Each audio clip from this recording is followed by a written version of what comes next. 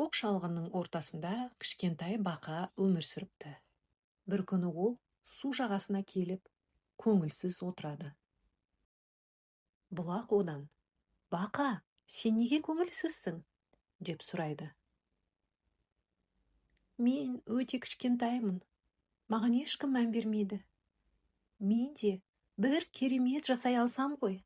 Кішкентай болу кемшілік емес. Сенің секіргенің ерекше. Кәне секірші». Бақа бір рет секіріп көреді. Ештеңе шықпады. Екінші рет тағы секіреді. Ештеңе шықпайды. Ал үшінші рет секірген кезде ол топ етіп, су ортасындағы тастың үстіне түседі. Айнала әдеміленіп, су бетінде кемпірқосақ пайда болады. Көрдің бе? Сенің секіруің ерекше. Су үстінде кемпірқосақ жасай аласың.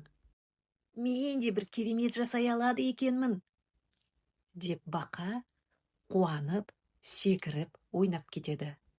Осылайша бақа табиғаттағы әр жануардың өзіне ғана тән өнері бар екенін түсініп, өз жігерін ешқашан жоғалтпапты.